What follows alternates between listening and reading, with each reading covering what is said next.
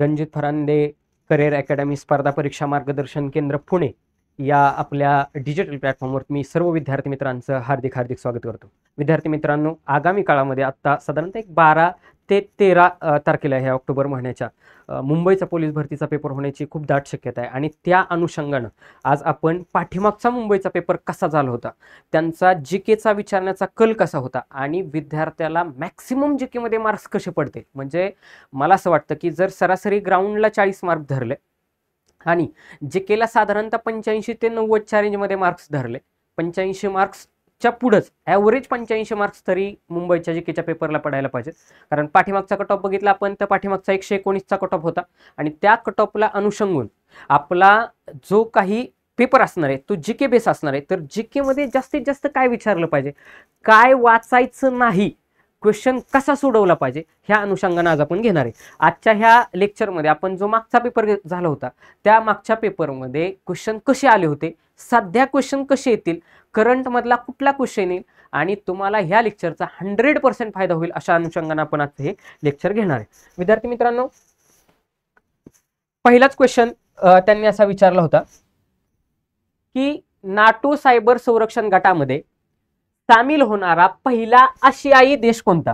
काय विचारलं होतं, पहिला आशियाई देश कोणता, हा आशियाई देश विचारला होता. आता हा क्वेश्चन येणार नाही कारण हा मागच्या वेळी करंटला विचारलेला क्वेश्चन आहे. पाठीमागचा जो काही करंटचा क्वेश्चन आहे तो आता परत रिपीट होणार नाही. त्या अनुषंगाने आता रिसेंटली जे काही करंट झाले असेल त्या अनुषंगाने क्वेश्चन विचारले जाणार. लक्षात ठेवा, हा पेपर त्यावेळी मे महिन्यामध्ये झाला होता. मला असं आठवतं की काहीतरी 7 मेच्या आसपास पेपर झाला होता, मेच्या पहिल्या आठवड्यामध्ये.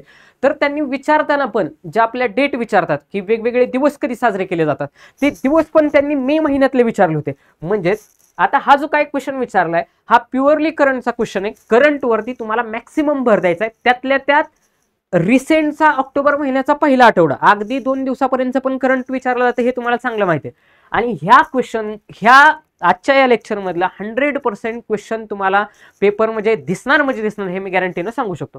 आता विचारलं होतं की नाटो सायबर संरक्षण गटामध्ये सामील होणारा पहिला आशियाई देश कोणता. पहिला होता आशियाई देश होता त्यावेळी क्वेश्चन तिथे विचारला होता दक्षिण कोरिया. ह्याचं उत्तर आहे सगळ्यांना माहिती असेल.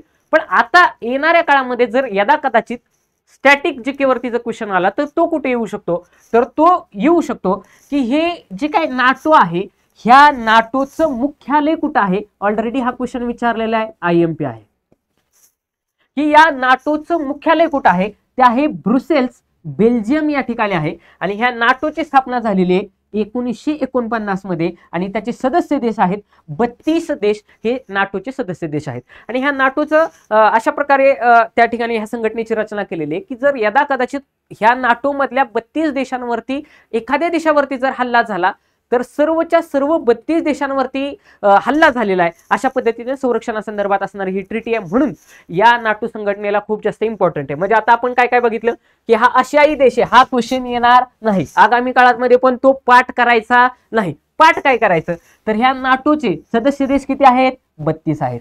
मुख्यालय कुठं आहे, ब्रुसेल्स, बेल्जियमला आहे. ऑलरेडी क्वेश्चन विचारलेला आहे. स्थापना कधी झाली, 1949. लक्षात कसं ठेवायचं, भारत स्वतंत्र कधी झाला, 1947 ला.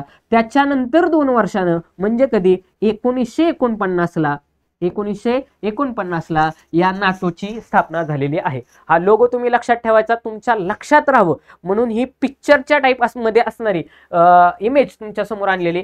हा एवढी इमेज शांत डोळ्याने तुम्ही जर बघितली, डोळे झाकले आणि डोळे बंद करून जर आठवले तर 100% एवढं तुम्हाला आठवणार. मुख्यालय ब्रुसेल्स, बेल्जियम, 32 सदस्य देश आहेत आणि स्थापना झालेली आहे 4 एप्रिल 1949. 4 एप्रिल एवढं करण्याची आवश्यकता नाही पण 1949 ला एवढं स्थापना वर्ष, कारण ही जागतिक संघटना आहे. जागतिक संघटना विचारत असताना जास्तीत जास्त फोकस हा सालावरती करणार. ते 4 एप्रिल, 3 एप्रिल, 2 एप्रिल या ठिकाणी तुम्हाला ट्रॅप लावणार नाहीत. विनाकारण डाटा वाढवून डोकं हॅमरिंग करायचं नाही. जीकेचे साधारणतः करंटला धरून 45 ते 50 क्वेश्चन, निम्मा क्वेश्चन पेपर मुंबईचा हा जीके वरतीच असणार आहे. त्याच्यामुळे माइंडसेट कसा ठेवायचा.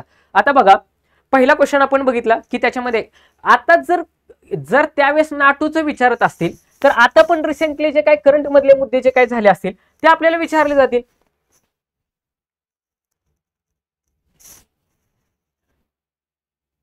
आता दुसरा क्वेश्चन आहे. ह्या दुसऱ्या क्वेश्चन मध्ये तुमच्या लक्षात येईल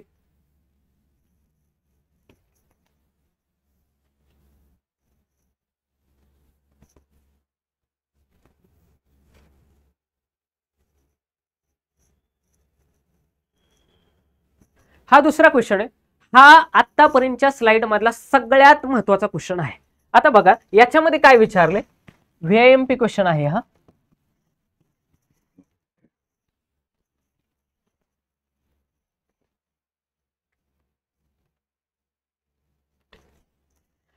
स्वतंत्र भारतातील पहिले मुख्य निवडणूक आयुक्त म्हणून कोणाची नेमणूक करण्यात आलेली आहे. इलेक्शनचा कालावधी आहे. सध्या वरचे संसदेचं आपल्या लोकसभेचं जे इलेक्शन आहे ते झालेले आहे. आता राज्याच्या विधानसभेच्या आपल्या निवडणुका लागणार आहेत. 100% क्वेश्चन याच्यावरती येणार म्हणजे येणारच आहे की बाबा ह्या विधानसभा म्हणजे निवडणूक या टॉपिक वरती 100% क्वेश्चन येणार आहे. 5-7 मिनिटाचा किंवा 10 मिनिटाचा मी ह्याच्यासाठी सेपरेट एक व्हिडिओ बनवेल की इलेक्शन कमिशन काय चालतं, वरच्या लोकसभा, राज्यसभा आणि खालच्या विधानसभा यांच्या निवडणुकीची स्ट्रक्चर कसे आहेत, त्याच्यावरती आतापर्यंत काय क्वेश्चन आलेत, कसे क्वेश्चन विचारले जाऊ शकतात.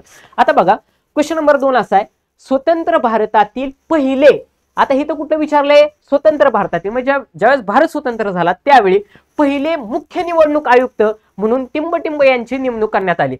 डॉक्टर राजेंद्र प्रसाद, TN शेष, सुकुमार सेन आणि नीला सत्यनारायण. आता बघा जर तुम्ही व्यवस्थित जर हा क्वेश्चन बघितला असेल तर तुमच्या लक्षात येईल हे TN सेशन जे काय होते हे पण इलेक्शन कमिशन ऑफ इंडियाचे म्हणजे भारताचा जो काय निवडणूक आयोग आहे त्या निवडणूक आयोगाचे मुख्य निवडणूक आयुक्त होते. कोण? हे TN सेशन. पण ते कितवे होते? 10वे होते, 10वे. ह्या TN सेशन बद्दल विद्यार्थी मित्रांनो सांगायचं झालं तर मी जाणून बुजून हे लक्षात ठेवलंय 10वं. हा या माणसानं त्या काळामध्ये इलेक्शन कसं व्हावं म्हणजे जे आता आपली आचारसंहिता लागते ह्या आचारसंहितेच्या संदर्भात सांगायचं झालं तर आचारसंहिता एकदम कडक कशी लागली पाहिजे म्हणजे जबर असा वचक बसवणारा माणूस हा TN सेशन या माणसाला ओळखलं जातं की ज्या माणसानं पारदर्शकपणा निवडणुकीमध्ये आणला. कुणीही पक्ष श्रेष्ठ नाही, कुठला माणूस श्रेष्ठ नाही. इलेक्शन आणि नागरिक आणि नागरिकानं केलेलं मतदान हे सर्वात जास्त श्रेष्ठ आहे. हे कुणी जर जाणवून दिलं असेल किंवा पॉवर काय असते IAS पदाची ही ह्या TN सेशन या माणसाने दाखवून दिली होती. ह्यांच्या ऑफिसच्या बाहेरवरती बोर्ड लावला होता, पाटी लावली होती की कामाव्यतिरिक्त कुणीही आत येऊ नये. म्हणजे कुणी जरी असला उद्या पंतप्रधान जरी आले तरी कामाव्यतिरिक्त आतमध्ये येऊ नये अशी पाटी लावली होती. एवढं जबरदस्त व्यक्तिमत्व होतं. पण आता इथं विचारलंय काय बघा, त्यांनी जो एक्झामिनर असतो एक्झामिनरच्या पॉईंट ऑफ व्ह्यू न विचार करायचा. एक्झामिनरला काय विचारले की स्वतंत्र भारताचे पहिले मुख्य निवडणूक आयुक्त कोण आहे. सोप्या कॅटेगरीतला प्रश्न आहे, ऑलरेडी विचारलेला आहे. आता इलेक्शनचा वार आहे त्याच्यामुळे क्वेश्चन विचारण्याची जास्तीत जास्त त्या ठिकाणी प्रोबॅबिलिटी आहे. मग आपल्याला सगळ्यांना माहिती पाहिजे की आता हे जे काही डॉक्टर राजेंद्र प्रसाद आहे हे डॉक्टर राजेंद्र प्रसाद कोण होते. डॉक्टर राजेंद्र प्रसाद हे आपलं जे काही संविधान सभा स्थापन झाली होती ह्या संविधान सभेचे पहिले अध्यक्ष होते. कोण होते? संविधान सभेचे पहिले अध्यक्ष.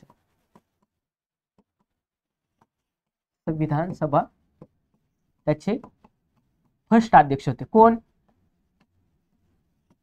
डॉक्टर राजेंद्र प्रसाद. ऑप्शन गेला, ऑप्शन गेला, एक ऑप्शन तर गेला. TN सेशन कितवे होते? 10वे होते. ऑप्शन गेला. मग सुकुमार सेन का नीला सत्यनारायण ह्या 2 ऑप्शन मध्ये आपलं उत्तर 100%. आणि मी वारंवार बऱ्याच व्हिडिओमध्ये माझं पहिल्यापासून ती स्ट्रॅटेजी, जर व्यक्तीवरती जर क्वेश्चन विचारला असेल नीट ट्रिक लक्षात ठेवायची. उद्या पेपरला गेल्यानंतर सगळेच्या सगळे 50 क्वेश्चन आपल्याला येणार नाहीत. निम्मा पेपर जीकेचा आहे त्यातली 10 क्वेश्चन तरी तुम्हाला जागच्या जागेवरती आपण काय वाचलोय हेच विसरून घालवणारे 10 प्रश्न त्यांनी एक्झामिनरने विचारले असतात. जाणून बुजून हॅमर करतात.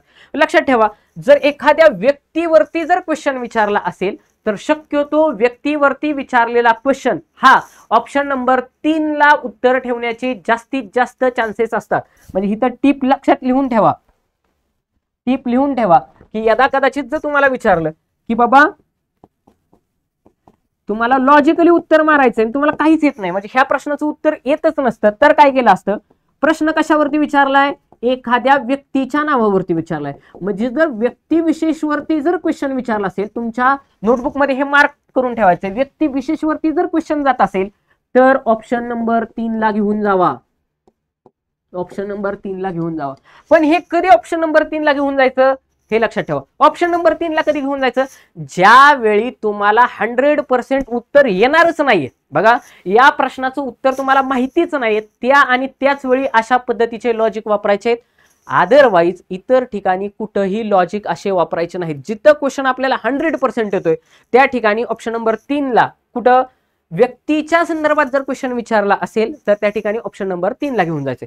दुसरी एक गोष्ट, पेपर सोडवत असताना कायम ऑप्शन नंबर 2 ऑप्शन नंबर 3 ला टार्गेट करायचंय. जास्तीत जास्त उत्तर तिथंच ठेवलेले असतात. सायकोलॉजिकली अँसरचं फ्रेमिंग हे ऑप्शन नंबर 2 आणि ऑप्शन नंबर 3 ला असतं.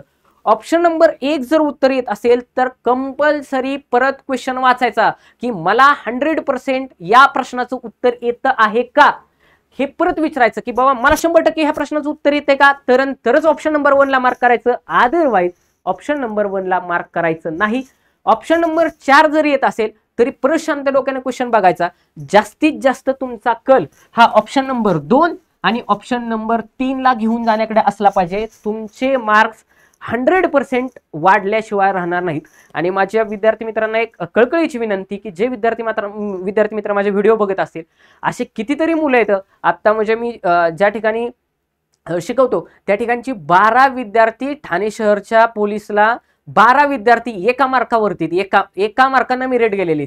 मग त्या विद्यार्थ्यांनी थोडासा असंही तुमचं मेरिट जाणारच आहे. थोडं जर डेअरिंग करून जर तुम्ही शांत डोक्यानं जर ती इम्प्लिमेंट केलं, अजून 8 दिवस आहेत पेपरला, 8 दिवस आहेत, तुम्ही फक्त मार्क करत असताना शांत डोकं ठेवायचं. तुम्ही किती वर्ष केलाय अभ्यास, 2 वर्ष केलाय, 4 वर्ष केलाय, 5 वर्ष केलाय, डझंट मॅटर.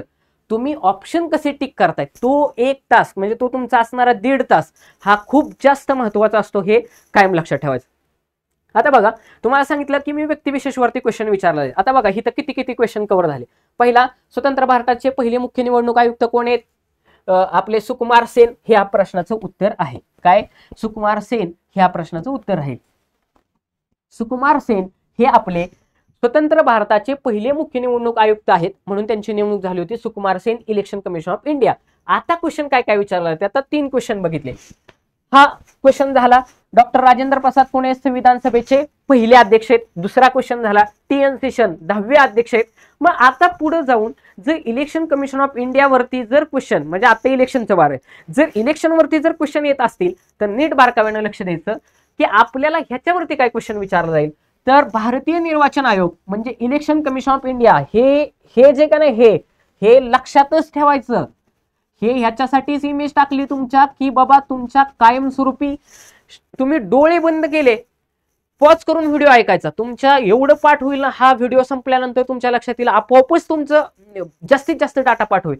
डोळे बंद करायचे आणि आठवायचं मी काय इथं फोटो टाकले ते. आता बघा इथं मी भारतीय निर्वाचन आयोग म्हणजे इलेक्शन कमिशन ऑफ इंडियाचा फोटो टाकलेला आहे, लोगो टाकलेला आहे. टाकण्याच्या पाठीमागचा उद्देश असा की मला ही तारीख खूप जास्त महत्वाची होती. उद्या जर क्वेश्चन असा विचारला, भारतीय निर्वाचन आयोगाची स्थापना कधी झाली? 25 जानेवारी 1950 रोजी. किती?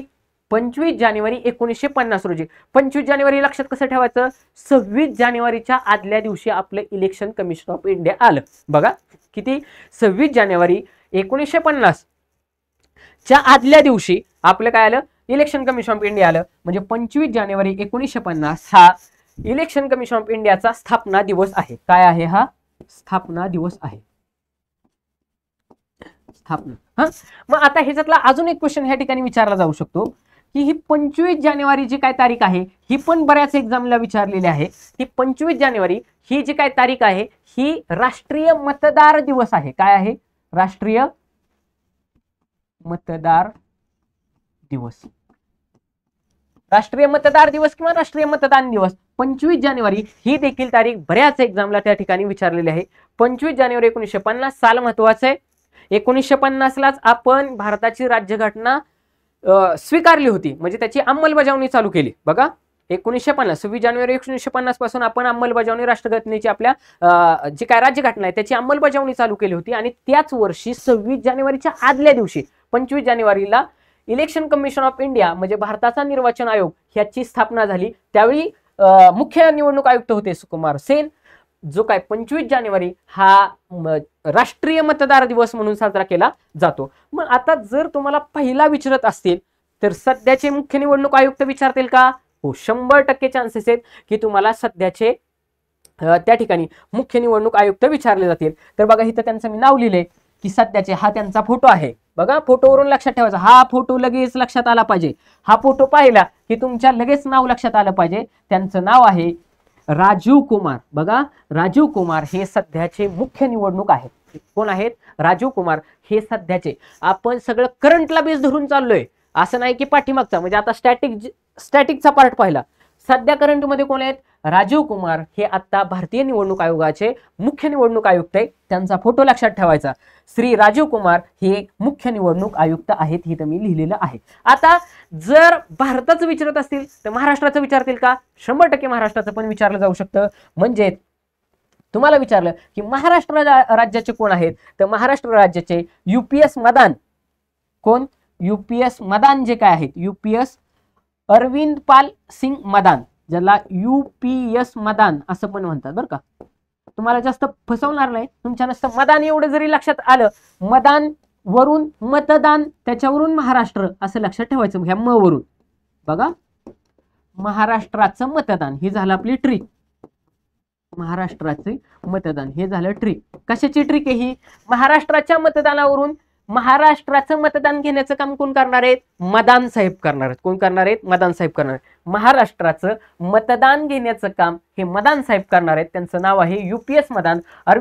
अरविंद पाल सिंग मदान हे महाराष्ट्र राज्याचे मुख्य निवडणूक आयुक्त आहेत. इथं त्यांचा फोटो दिलेला आहे. तुम्ही फोटो व्यवस्थित पहा की इथं UPS मदान यांचा फोटो दिलेला आहे, इथं राजीव कुमार यांचा फोटो दिलेला आहे. ही इलेक्शन कमिशन ऑफ इंडियाची जी काय स्थापना आहे 25 जानेवारी 1950. त्याच्यानंतर पहिले निवडणूक आयुक्त आहेत ते कोण आहेत? सुकुमार सेन आहेत. राजेंद्र प्रसाद कोण आहेत? विधानसभेचे पहिले अध्यक्ष आहेत.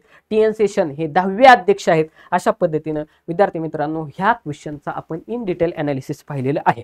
हा क्वेश्चन बघत असताना आपण फक्त स्टॅटिकला हात घातला नाही की सध्या या एवढी जी काही स्लाइड आहे, या स्लाइडवरती मॅक्सिमम क्वेश्चन येण्याचे चान्सेस आहेत. त्याच्यामुळे ही स्लाइड तुम्ही एकदम व्यवस्थित बारकाव्याने करून ठेवा. जे विद्यार्थी मित्र, तुमचे कोण मित्र जे प्रिपरेशन करत असतील त्यांच्यापर्यंत तुम्ही जरूर आपले हे व्हिडिओ पोहोचवण्याचा प्रयत्न करा. आता बघा तिसरा क्वेश्चन आहे. तिसरा क्वेश्चन बघितल्यानंतर तुमच्या लक्षात येईल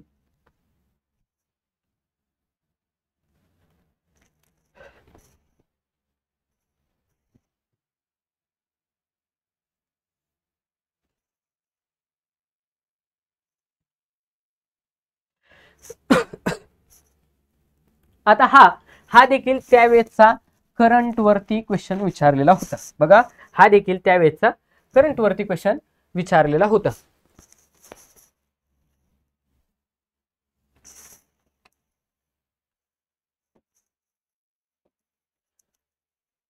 की 5 मे 2022 रोजी महाराष्ट्रातली कितवी विचारली? 28वी महानगरपालिका स्थापन करण्यात आली, ती कोणत्या जिल्ह्यात आहे असा क्वेश्चन विचारलेला होता. त्यावेळेचा हा करंटचा क्वेश्चन होता. कशाचा? करंटचा. आता हा क्वेश्चन शक्यतो येणार नाही. माहिती असावं आपल्याला कोणती होती. हा क्वेश्चन माझ्या आवडीचा, सगळ्यात माझ्या आवडीचा क्वेश्चन आहे. का आवडीचा आहे? हा क्वेश्चन लक्षात ठेवायचा. लक्षात ठेवा. का लक्षात ठेवा? त्याचं कारण असं सांगतो. क्वेश्चन एवढा भारी विचारलाय, त्यांची जी विचारण्याची पद्धत आहे ना ती मला खूप जास्त आवडली. आता बघा त्यांनी क्वेश्चन विचारताना असं विचारलाय, 5 मे 2022 मध्ये महाराष्ट्रातील 28वी महानगरपालिका स्थापन करण्यात आली. बघा 28वी महानगरपालिका स्थापन करण्यात आली, ती कोणत्या जिल्ह्यात आहे? ती कोणत्या जिल्ह्यात आहे? इथं लावला होता ट्रॅप. इथं लावला होता ट्रॅप. हा होता की पॉइंट. इथं लावला होता ट्रॅप. ह्या ट्रॅप मध्ये त्यांनी मॅक्सिमम जनता अडकवली. 50%च्या वरती पोरं ह्या ट्रॅपला सापडले. तुम्ही म्हणता सर कसं काय ट्रॅप मध्ये सापडले? जिल्हा हा वर्ड आहे. अख्ख्या महाराष्ट्रामध्ये पोलीस भरती करणाऱ्या, MPSC करणाऱ्या, सर्व क्षेत्रामध्ये अभ्यास करणाऱ्या पोरांना सगळ्यांना माहिती होतं की 28वी महानगरपालिका ही इचलकरंजीला झाली. बघा कुठे झाली? इचलकरंजीला. ऑप्शन नंबर 1 कुठे ठेवलाय?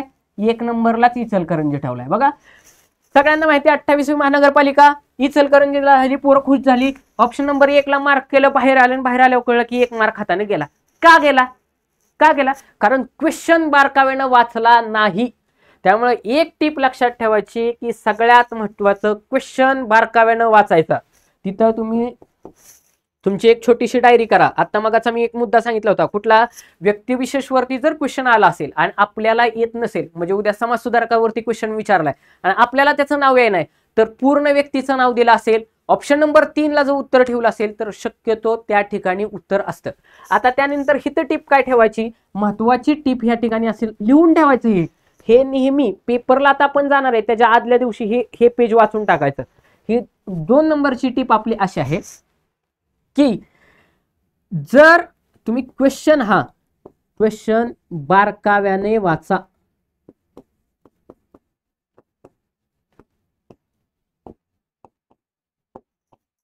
तर तुम्ही म्हणताल सर हे काय टिप आहे का, ही जी काय नोट मी तुम्हाला सांगितली, ही जी काय टिप सांगितली, ह्याचा तुम्हाला 100% फायदा होणार. तुम्ही म्हणताल कसं काय सर, लक्षात ठेवा तुम्ही ज्या पद्धतीने आपल्या ब्रेनला सिग्नल देता त्या पद्धतीनं ब्रेन त्या पद्धतीनं काम करत असतो. जसे तुम्ही सिग्नल देताल तसा ब्रेन काम करणार आहे.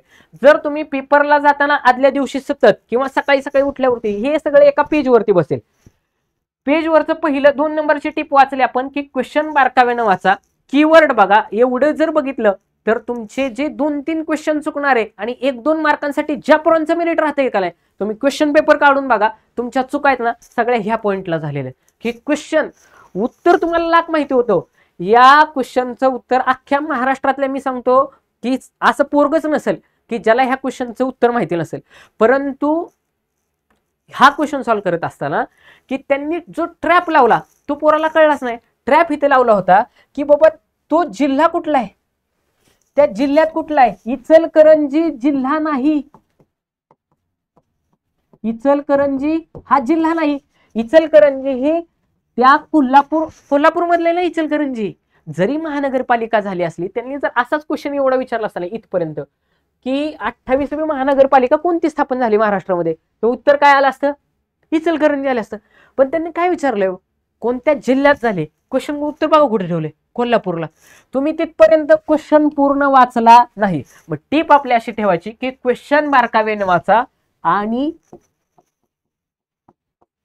4ही पर्याय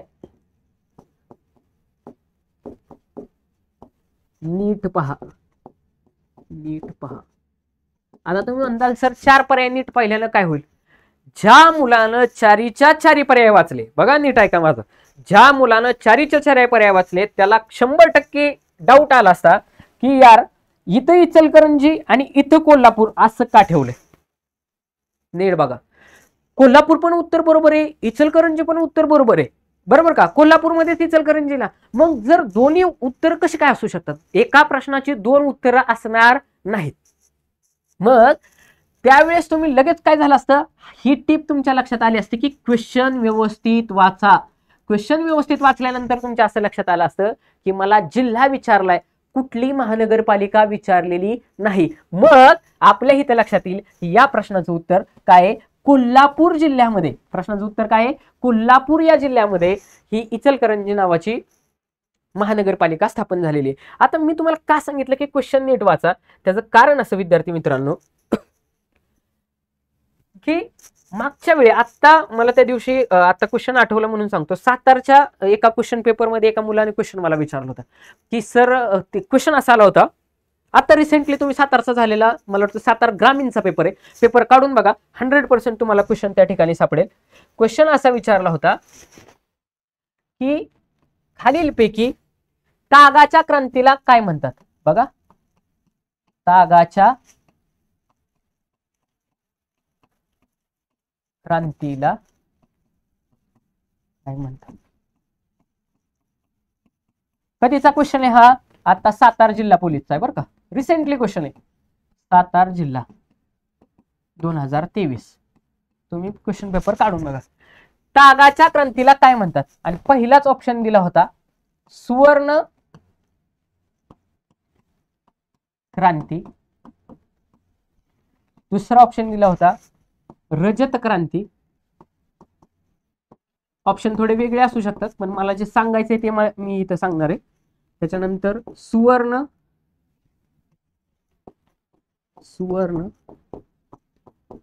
तंतू क्रांती आणि चौथा ऑप्शन लाल क्रांती.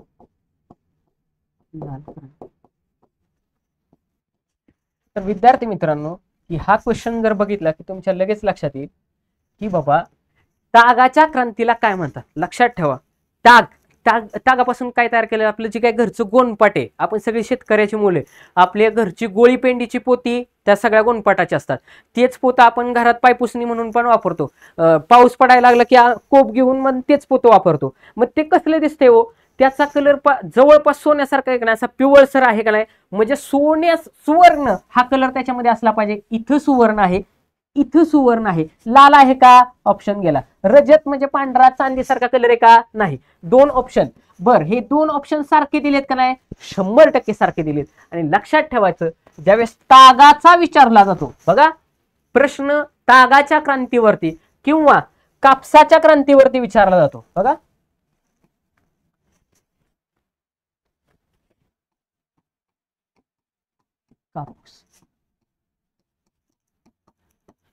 कापसाची क्रांती विचारली किंवा तागाची क्रांती विचारली तर लक्षात ठेवायचं की कंपल्सरी याच्यामध्ये तंतू हा शब्द पाहिजेलच.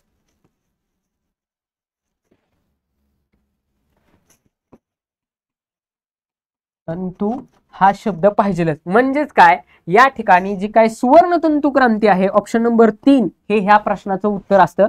आणि मॅक्सिमम लोकांनी ऑप्शन नंबर 1 लाच मार्क केलं सुवर्ण क्रांती, त्यांनी सुवर्ण तंतू हा शब्दच वाचला नाही. त्याच्यामुळे लक्षात ठेवायचं बघा, नीट लक्षात ठेवायचं, हा कन्फ्युजन पॉइंट आहे. आणि एक्झामिनर हे नेहमी कन्फ्युजन करणाऱ्या पॉइंटलाच क्वेश्चन विचारतात, दुसऱ्या पॉइंटला क्वेश्चन विचारत नाहीत. म्हणजे मला विचारा, मी जर क्वेश्चन काढायचं म्हटलं तर हिथच फसवणार का, कारण मला ही अपेक्षा असणार, कारण सुवर्ण क्रांती म्हटलं की फळाच्या संदर्भात आहे बघा. नसती सुवर्ण क्रांती म्हटली की तुमची सगळी काय येणार, त्या ठिकाणी फळं येणार, बरोबर का. फळे पिकल्यानंतर असे सोनेरी दिसतात ना, आंबा बघा ना सोनेरी दिसतो का ना, आठवायचं लगेच, इमॅजिन करायचं, म्हणजे जास्तीत जास्त लक्षात राहायचं. सुवर्ण क्रांती म्हटलं की फळे, आणि सुवर्ण तंतू क्रांती म्हटलं, सुवर्ण तंतू क्रांती म्हटलं की काय, तंतू हा शब्द आला की काय येणार आहे, ताग येणार आहे. पण कशाच्या, सुवर्ण तंतू. सुवर्ण तंतू क्रांती म्हटलं की ताग येणार आहे. आणि ह्या ठिकाणी अजून एक सांगतो की रजत क्रांती म्हणून आहे बघा, रजत क्रांती म्हणून आहे. ही रजत क्रांती, ही रजत म्हणजे काय, ज्याला चंदेरी क्रांती असं पण म्हणतात, रजत म्हणजे चांदी. हे कशाला विचारलं जातं, तर ही अंडीची जे काय अंड्याचं उत्पादन आहे, ह्या अंड्याचं उत्पादन वाढवण्यासाठी रजत क्रांती केली. पण लक्षात ठेवा, जर या ठिकाणी रजत तंतू क्रांती असं म्हटलं, रजत तंतू क्रांती असं म्हटलं, तंतू हा शब्द आला रे आला की त्याचा काहीतरी धागा निघाला पाहिजे बघा. जसं तागाचा पण धागे असतात ना ते गोणपाटाच्या पोत्याला, तसं कापसापासून पण काय होतं, धागाच होतो. मग तंतू हा शब्द आला की धागा निघाला पाहिजे. रजत म्हणजे पांढरा किंवा चांदी पांढरी दिसते ना, तसंच रजत तंतू क्रांती म्हणजे काय असेल, कापूस असेल. काय असेल, कापूस. काय असेल, कापूस असेल. याच्या बाहेर, या कन्फ्युजन पॉइंटच्या बाहेर क्वेश्चन जात नाही. हे नेहमी तुम्हाला कन्फ्युज करतात बरं का, हे पॉइंट तुम्हाला नेहमी कन्फ्युज करतात. त्यामुळे हे पाठच करायचे, पाठच डोक्याने लक्षात ठेवायचं. तंतू आलं की 2 ठिकाणी तंतू येणार आहे, सुवर्ण तंतू ताग, रजत तंतू म्हटलं की कापूस, नसतं रजत म्हटलं की अंडी, नसतं सुवर्ण म्हटलं की फळ. याच्या बाहेर क्वेश्चन जाणार नाही. आणि कितीतरी पोरं मी एका मार्काने राहिलेले बघितले. मग जे एका मार्काने राहतात ना, तुम्ही बघा ना की आपले यार कन्फ्युजन कुठं झालं. प्रश्न 100% सोपा होता, तुम्ही सोपेच क्वेश्चन तुम्हाला येणारे चुकवलेत. आणि जर येणारा सोपा क्वेश्चन चुकला तर विद्यार्थी मित्रांनो 1 वर्ष वाढत असते. 1 वर्ष आपण, तुम्हालाच माहिती आहे की किती अवघड आहे. लायब्ररीची फी भरणं, सगळे क्लासेस करणं, महत्वाचं म्हणजे 1 वर्ष हेल्थ तुमची टिकली पाहिजे ना. पायाचे गुडघे जे काय असतात ना, कामात न जातात पळून पळून, एवढे विद्यार्थी त्या ठिकाणी कष्ट करत असतात. त्याच्यामुळे आपल्याला क्वेश्चन सोडवत असताना मी जो आत्ता तुम्हाला पॉइंट जो सांगितला कुठला, की जे आपली ही होते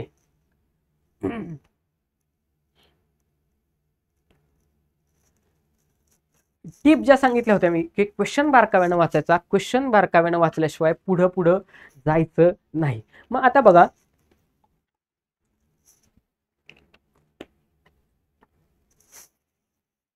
तुम्ही मला सांगा, जर 28वी महानगरपालिका स्थापन करण्यात आली, कुठल्या जिल्ह्यात स्थापन करण्यात आली, सगळ्यांना माहिती. ह्या प्रश्नाचं उत्तर जालना आहे. काय, जालना सगळ्यांना माहिती होतं, माहिती असलेला प्रश्न होता. सॉरी इचलकरंजी 28वी महानगरपालिका इचलकरंजीमध्ये होते, पण त्यांनी इथं जिल्हा विचारलं होतं आणि जिल्हा आहे कोल्हापूर. ऑप्शन नंबर 4 हे या प्रश्नाचं उत्तर असतं. मग आता काय क्वेश्चन विचारला जाईल करंटमध्ये आहे, ती आहे 29वी. किती आहे? 29वी. पाठच करायचं आहे. 29वी महानगरपालिका जालना शहर महानगरपालिका. या ठिकाणी मी जालना शहर महानगरपालिकेचा फोटो टाकलाय, जेणेकरून तुमच्या कंपल्सरी लक्षात राहिला पाहिजे की 29वी महानगरपालिका कुठली आहे? जालना आहे. 28वी कुठली आहे? कोल्हापूर आहे, इचलकरंजी. ओके, कोल्हापूर इचलकरंजी. ओके, 29वी जालना शहर. इथं क्वेश्चन येण्याची दाट शक्यता आहे, कारण हा काय आहे? करंटचा मुद्दा आहे. करंटला काय विचारतील? आता हा 28वी विचारणार नाहीत, 100% विचारणार नाही. एक माहिती असावी म्हणून आपण बघितलं 28वी इचलकरंजी कोल्हापूर जिल्ह्यामध्ये. परंतु आता काय विचारणार? 29वी महानगरपालिका ही कुठे आहे? जालना या शहराला त्या ठिकाणी महानगरपालिकेचा दर्जा दिलेला आहे. मग क्वेश्चन आता अजून पुढे जाऊन यदा कदाचित क्वेश्चन फिरवला त्यांनी, ते असाही क्वेश्चन विचारला जाऊ शकतात की सध्या महाराष्ट्रामध्ये किती महानगरपालिका आहेत? परत एकदा क्वेश्चन विचारा की सध्या महाराष्ट्रामध्ये किती महानगरपालिका आहेत? तर सध्या महाराष्ट्रामध्ये 29 महानगरपालिका आहेत. किती? 29 महानगरपालिका आहेत आणि 7 कटक मंडळे आहेत. काय? 7 कटक मंडळे आहेत. हा देखील क्वेश्चन विचारलेला आहे. कटक मंडळे म्हणजे काय? कंटेनमेंट झोन ज्याला आपण म्हणतो. 7 आपले 7 हे कटक मंडळ आहेत. क्वेश्चन हा विचारला IMP. हाही क्वेश्चन IMP की टोटल 29 आहेत. 29वी जालना आहे, 28वी इचलकरंजी. याच्या बाहेर या टॉपिक वरती करंटला धरून मला आता वैयक्तिक वाटत नाही की ह्याच्यावरती क्वेश्चन जाईल. आणि पहिली कुठली असणार? बट ऑब्वियस आपली जी काय बृहन्मुंबई महानगरपालिका आहे ही पहिली महानगरपालिका असणार आहे. बघा, सगळ्यात मोठी पण तीच आहे, बृहन्मुंबई. आणि क्वेश्चन पेपर कुठला आहे? मुंबईचाच आहे. त्याच्यामुळे ते पण विचारलं जाऊ शकतं की पहिली कुठली आहे? फर्स्ट कुठली आहे? बृहन्मुंबई. बृहन्मुंबई महानगरपालिका ही महाराष्ट्रातली सर्वात मोठी, महाराष्ट्रातली सगळ्यात पहिली, सगळ्यात मोठी कुठली असणार आहे? मुंबईच असणार आहे. आणि सगळ्यात मोठी पण कुठली असणार आहे? बृहन्मुंबईच असणार आहे. अशा पद्धतीनं या प्रश्नाचं आपण इन डिटेल अनालिसिस पाहिलेलं आहे. Question number 4.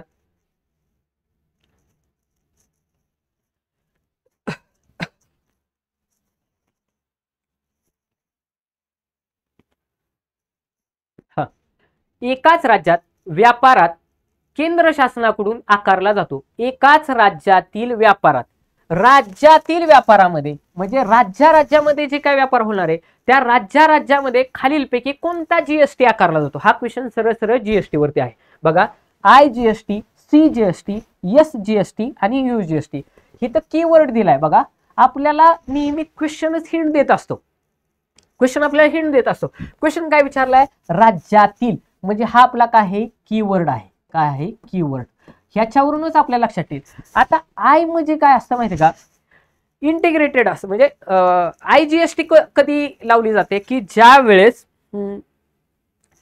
केंद्र शासनाकडून एखादी वस्तू राज्यामध्ये येणार आहे किंवा केंद्र शासनाकडून एखादी वस्तू एखाद्या युनियन टेरिटरी म्हणजे लाईक दिल्लीमध्ये जाणार आहे. आपल्याला सगळ्यांना माहिती आहे 28-8चा आपला पॅटर्न आहे. 28 घटक राज्य आहेत आणि 8 संघ राज्य प्रदेश आहेत. जर केंद्राकडून संघ राज्यात येत असेल तर IGST लागत असते.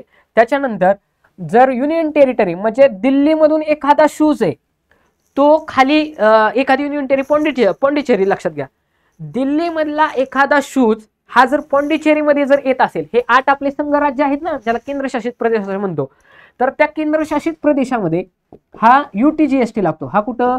केंद्रशासित प्रदेश.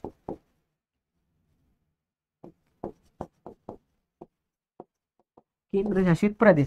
आता हा यस कशासाठी आहे? स्टेटसाठी आहे.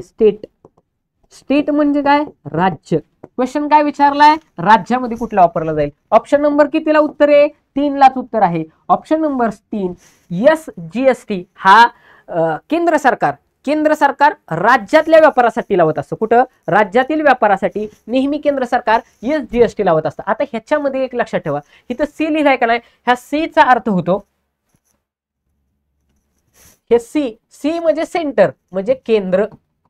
बघा, सी फॉर सेंटर म्हणजे केंद्र. आणि ह्या केंद्राद्वारे जर GST ला आकारला जात असेल तर तो असतो CGST. IGST तर तुम्हाला सांगितलं UTGST ही केंद्रशासित म्हणजे UTGST केंद्रशासित प्रदेशासाठी, SGST हा राज्यासाठी, CGST केंद्रासाठी आणि IGST राज्यातून दुसऱ्या राज्यामध्ये बघा, किंवा केंद्र सरकार टू राज्य सरकार, किंवा बाहेरील देशातून इंग्लंडमधून एखादी कपडे येतात ती भारतामध्ये यायची असेल, IGST लागत असेल. हे जीएसटीचे प्रकार आहेत.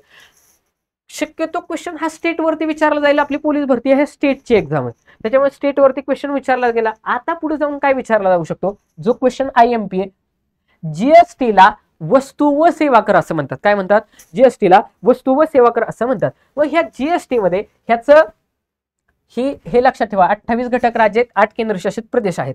मग आता ही वस्तू व जीएसटी करे ह्याची आपल्याला कायम काय विचारली जाते, घटना दुरुस्ती विचारली जाते. काय विचारली जाते, घटना दुरुस्ती विचारली जाते. कितव्या घटना दुरुस्तीने जीएसटी लावला, याच्यावरती याच्या अगोदर कित्येक एक्झामला तुम्ही पाठीमागच्या क्वेश्चन पेपर काढून बघा, 101वी घटना दुरुस्ती. कितवी, 101वी घटना दुरुस्ती कशा संदर्भात आहे, जीएसटी संदर्भात आहे. मग हा जीएसटी लागू कधी झाला याच्यावरती पण क्वेश्चन विचारला जातो. जीएसटी लागू झाला 1 जुलै 2017. किती, 1 जुलै 2017 ही तारीख पाठच असली पाहिजे. तारीख पाठ करा. ज्या गोष्टी मी तुम्हाला सांगेल का नाही पाठ करा, जे नका करू पाठ ते तुम्हाला मी मगाशी सांगितलं. नाटोचं क्वेश्चन काय विचारणार नाही. तसं 1 जुलै 2017 ही तारीख तुमची तोंडपाठच असली पाहिजे, कारण या दिवशी भारतामध्ये जीएसटीची अंमलबजावणी झाली. बघा, जीएसटीची अंमलबजावणी झाली. मग पुढे जाऊन अजून एक क्वेश्चन त्या ठिकाणी तयार होऊ शकतो की हा जीएसटी हा कसला करे, प्रत्यक्ष करे, अप्रत्यक्ष करे, किंवा केंद्राचा करे किंवा राज्याचा करे, असे 4 ऑप्शन तयार झाले. बघा, जीएसटी हा खालीलपैकी कोणत्या प्रकारचा कर आहे, प्रत्यक्ष कर, अप्रत्यक्ष कर, केंद्राद्वारे लावलेला कर की राज्याद्वारे लावलेला कर. तर हा जीएसटी हा अप्रत्यक्ष कर आहे. काय आहे, अप्रत्यक्ष कर आहे. हा देखील पॉइंट इम्पॉर्टंट आहे. हा देखील पॉइंट इम्पॉर्टंट आहे. बघा, जीएसटी म्हटलं की 101वी घटना दुरुस्ती कधी अंमलबजावणी झाली, 1 जुलै 2017 झाली. आणि हा अप्रत्यक्ष कर आहे.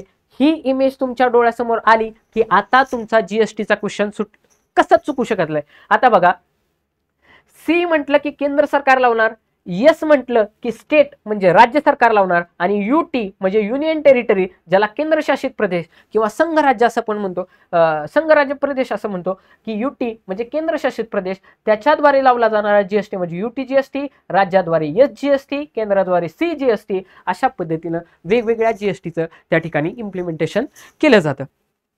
तर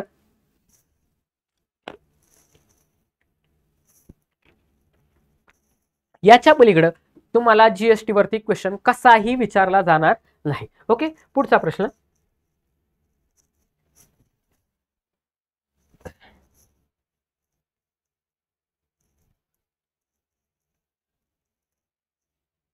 पाच नंबरचा क्वेश्चन. हा क्वेश्चन एक खूप जास्त इम्पॉर्टंट क्वेश्चन आहे.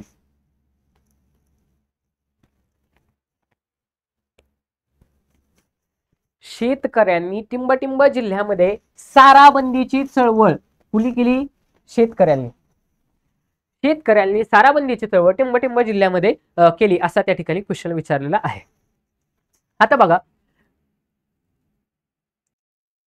क्वेश्चन काय विचारलेला आहे की शेतकऱ्यांनी टिंबटिंबा जिल्ह्यामध्ये साराबंदीची चळवळ त्या ठिकाणी सुरू केलेला, असं सिंपल क्वेश्चन विचारलेला आहे. मग आता बघा, हा जाणून बुजून फसवणारा क्वेश्चन आहे म्हणून हा क्वेश्चन विचारलेला आहे.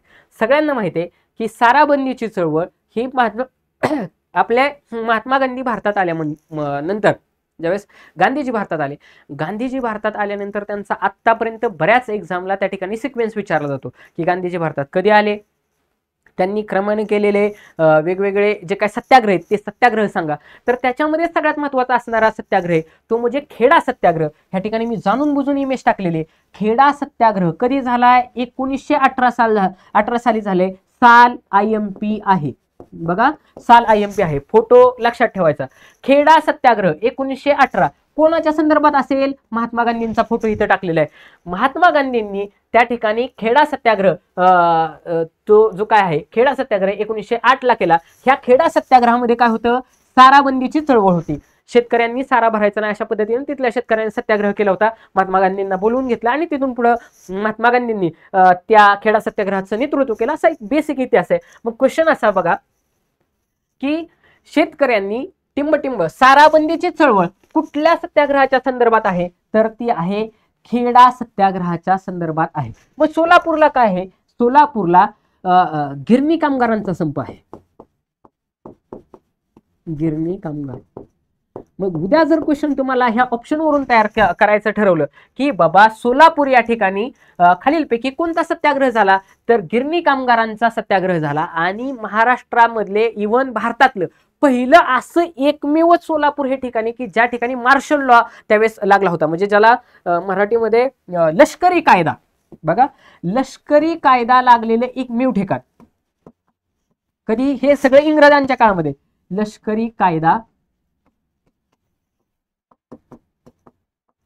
लागलेले ठिकाण. ओके, इमेज वरून लक्षात ठेवायचे. 1918 साली खेडा सत्याग्रह. खेडा सत्याग्रह कशाच्या संदर्भात आहे? साराबंदीच्या संदर्भात आहे. ओके, सोलापूरला काय आहे? गिरणी कामगार सत्या. मग आता हे जे काही गांधीजी भारतात आले याच्यावरती 100% क्वेश्चन विचारला जातो. तेवढा एक क्वेश्चन आपण पाहूयात की क्वेश्चन असा विचारला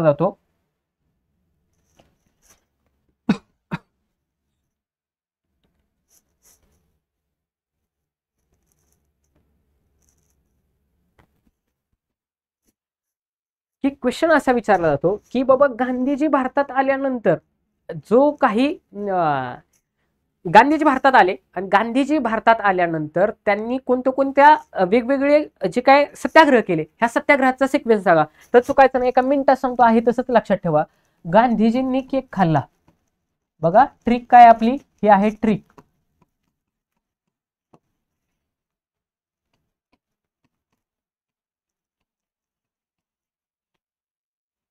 CAKE, केक खाल्ला. केक खाल्ला ही आपली ट्रिक आहे. मग CAKE काय? केक.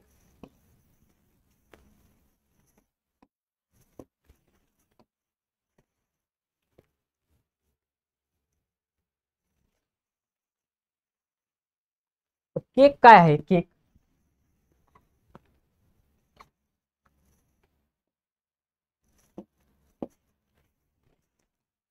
हा जो काही केक आहे, ह्या केक मध्ये सगळे. सी म्हणजे चंपारण्य. बघा सी म्हणजे काय? चंपारण्य. म्हणजे पहिला जो काही सत्याग्रह केला चंपारण्याचा, हा सी वरून केला. ए चा काय? ए आहे अहमदाबाद.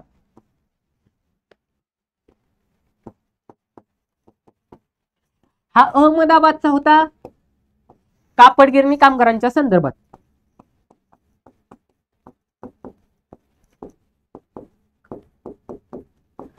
आणि के वरून खेडा.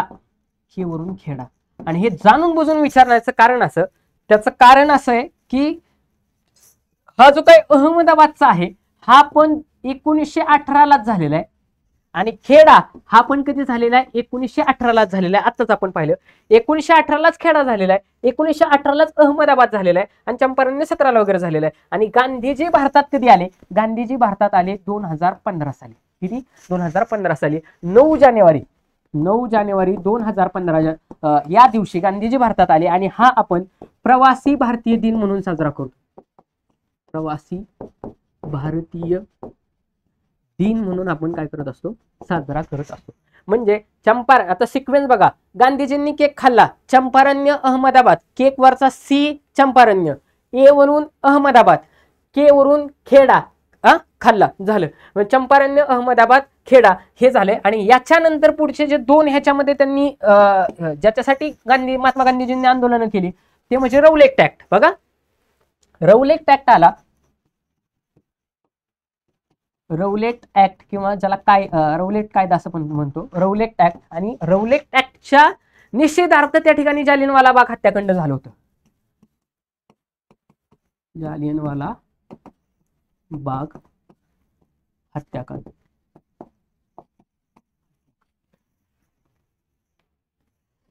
एक, दोन, तीन, हा 4 आणि हा 5. हा असा सिक्वेन्स. याच्या बाहेर कुठल्याच परीक्षेला प्रश्न विचारला जात नाही. आणि जाणून बुजून एवढ्या सोप्या ह्याच्यावरतीच आपल्याला फसवलं जातं. आणि गांधीजी भारतात कधी आले? 2015 माय मिस्टेक 1915 साली. 1915 साली गांधीजी भारतात आले. आणि 9 जानेवारी हा भारतीय प्रवासी दिन हा त्या ठिकाणी साजरा केला जातो. अशा पद्धतीने विद्यार्थी मित्रांनो या प्रश्नाचं आपण एक्सप्लेनेशन पाहिलेलं आहे. तुम्ही कमेंट बॉक्समध्ये मला सांगू शकता की तुम्हाला रिक्वायर्ड असं काय काय आहे, त्याच्यानुसार आपण वेगवेगळे जे तुम्हाला रिक्वायर्ड आहेत त्या गोष्टी आपण घेऊ शकतो. आता इथं क्वेश्चन विचारलाय की 6 नंबरचा क्वेश्चन असा आहे, आपण एक जरी क्वेश्चन घेत असलो तरी त्याच्या पाठीमागे प्रत्येक क्वेश्चनच्या पाठीमागे जवळपास 10 क्वेश्चन कव्हर होतील अशा पद्धतीचं एक्सप्लेनेशन घेतोय. त्याच्यामुळे जरी वेळ लागत असला तरी तुम्हाला जास्तीत जास्त डाटा कव्हर व्हावा हा आपला उद्देश आहे. आता बघा, महाबळेश्वर मधील भिलार हे गाव टिंबटिंबसाठी प्रसिद्ध आहे. हा करंट वरती बेस जीके प्लस करंट असा म्हणजे स्टॅटिक प्लस करंटच्या अनुषंगाने विचारलेला क्वेश्चन आहे. मग आता सध्या असे जर क्वेश्चन विचारले जात असतील तर आपल्याला सगळे माहिती पाहिजे की आत्ता करंटचा मुद्दा काय चालू आहे, करंटला सध्या काय काय घडते, किंवा कशा पद्धतीनं त्या ठिकाणी वेगवेगळ्या गोष्टी होत आहेत, ह्या सगळ्या गोष्टी आपल्याला माहिती असायला पाहिजेत. आता बघा, महाबळेश्वर जवळ भिलार हे गाव टिंबटिंब म्हणून प्रसिद्ध आहे. बघा, महाबळेश्वर मधील भिलार हे गाव कशासाठी प्रसिद्ध आहे असा क्वेश्चन विचारलेला आहे. तर सगळ्यांना माहिती आहे भिलार ही जी काय गाव आहे त्याला पुस्तकांचे गाव असं म्हणतात. बघा, भिलार या गावाला पुस्तकांचे गाव असं म्हणतात. यदा कदाचित स्टॅटिक वरती आहे तसा क्वेश्चन जर रिपीट झाला तर आहे तसा क्वेश्चन येईल, किंवा मला काय वाटतं की याच्यावरती क्वेश्चन कसा येईल की आत्ता जो काही करंटचा मुद्दा आहे त्याला धरून ह्याच्यावरती क्वेश्चन येण्याचे जास्तीत जास्त चान्सेस आहेत. आणि क्वेश्चन असा येईल याच्यावरती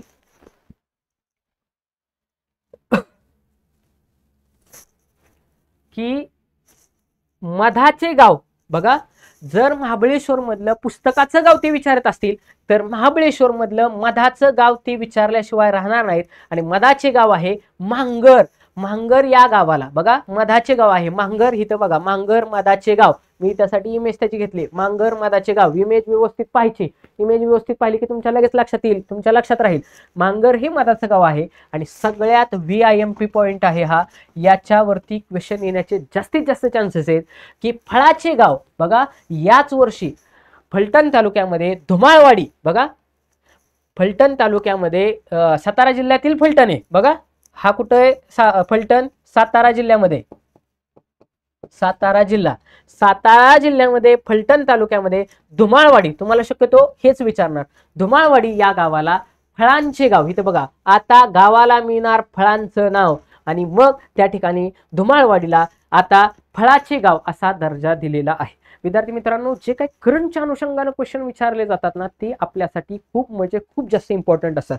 म्हणजे अगदी आत्ताचा अभिजात भाषेचा दर्जा त्या ठिकाणी दिलेला आहे. त्या अभिजात भाषेचा दर्जा हा पण अत्यंत इम्पॉर्टंट, त्याच्यासारखं इम्पॉर्टंट क्वेश्चनच मला वाटत नाही सध्या तरी. बाबा क्वेश्चन काय विचारला जाऊ शकतो की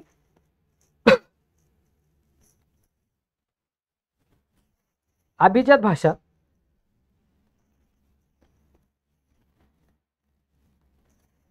मराठीला अभिजात भाषेचा दर्जा दिलेला आहे. सगळ्यात VIMP करंटचा क्वेश्चन आहे. आता मुंबईसाठी म्हणा किंवा कंबाईनसाठी म्हणा, या आगामी काळामध्ये होणाऱ्या परीक्षेमध्ये किंवा येणाऱ्या वर्षामध्ये कोणत्या ना कोणत्या तरी एक्झामला याच्यावरती क्वेश्चन 100% विचारला जाणार आहे की अभिजात भाषांचा दर्जा. मराठीला अभिजात भाषेचा दर्जा दिलाय.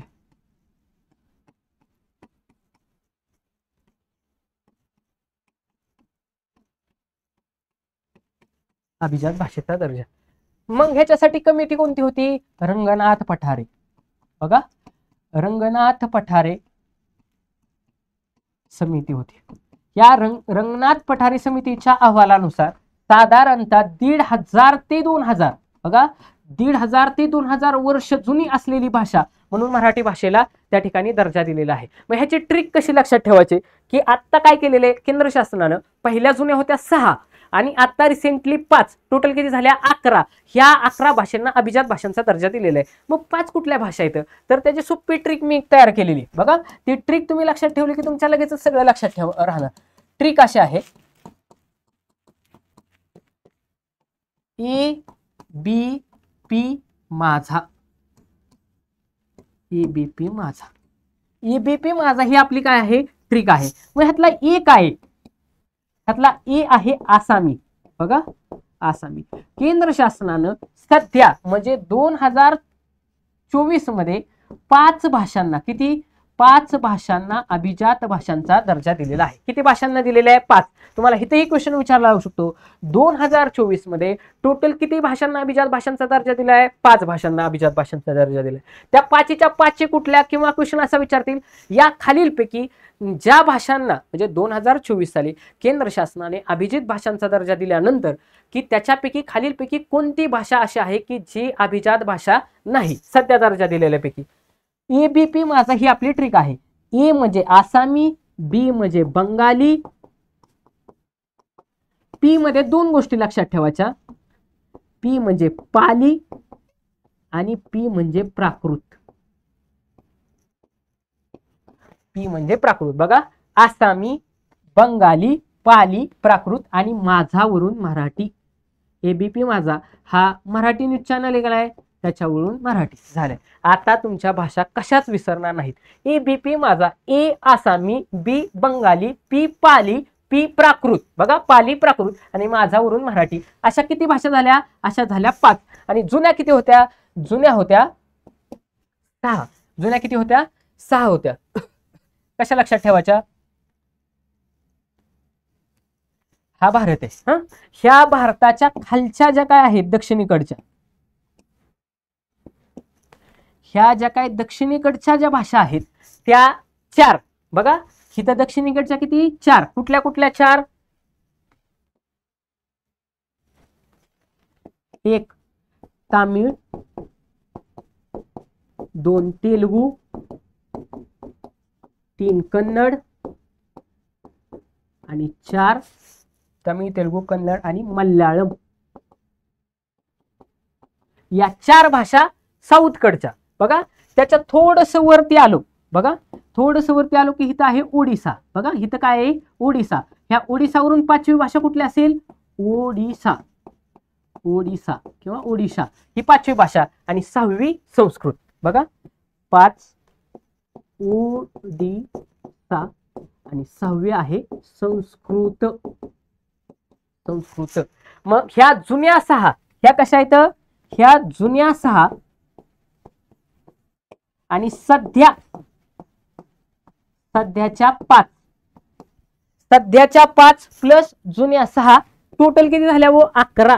लक्षात ठेवायचं, अभिजित भाषा आहेत 1 का. बघा, ट्रिक काय आपली? अभिजित भाषा आहेत 1 का, म्हणजे 6 अधिक 5. 6 अधिक 5 टोटल किती झाल्या? 11.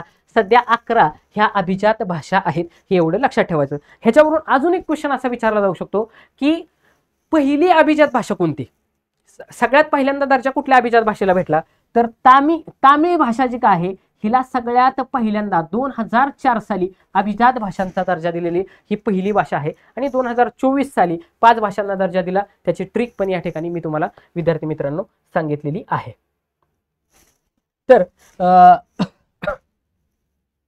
हे आपण आत्ताच बघितलं की जे काय धुमाळवाडी ह्याला फळांचं गाव असं आपण म्हटलेलं आहे. पूर्ण अशा पद्धतीने विद्यार्थी मित्रांनो जे काही मला इम्पॉर्टंट क्वेश्चन वाटतात अशीच आपली सिरीज आहे.